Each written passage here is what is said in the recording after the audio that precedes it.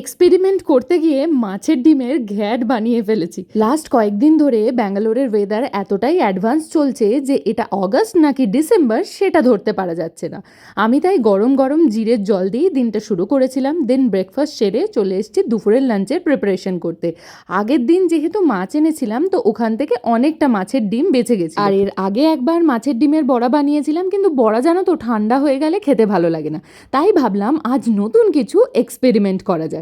সেই মতো আগে আলুগুলো ভেজে নিয়ে মেন গ্রেভিটা তৈরি করে নিয়েছি, যেভাবে মাছের ঝোল করে বেসিক মশলা দিয়ে সেভাবেই। আর এদিকে মাছের ডিমটা আমি ছোট্ট ছোট্ট পিস করে কেটে রেখেছিলাম। আর যখন ঝোলটা ফুটে উঠেছে তখন এক এক করে ওই কাঁচা ডিমগুলোই দিয়ে দিয়েছিলাম। ঢাকা দিয়ে রান্না করার পর দেখতে হয়েছিল কিছুটা এরকম। বড়া বানিয়ে করবো না বলে এইভাবে করলাম, কিন্তু এটাই তো হিতে বিপরীত হয়ে গেল, পুরো ডিমের ঘ্যাট হয়ে গেছে।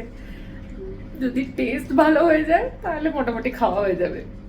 দেখো, এক্সপেরিমেন্ট করতে গেলে কোনোদিন ভালো কোনোদিন খারাপ হবে, আর নতুন কিছু ট্রাই না করলে নতুন কিছু শেখার সুযোগটাও হবে। তবে খাওয়ার পর বুঝলাম টেস্ট ওয়াইজ কিন্তু দারুণ হয়েছিল খেতে। আর ডিমের বড়া করে ঝোল করলে ডিমগুলো অনেক সময় শক্ত হয়ে যায়, এক্ষেত্রে সেটা হয়নি, ডিমগুলো খুবই নরম রয়েছে।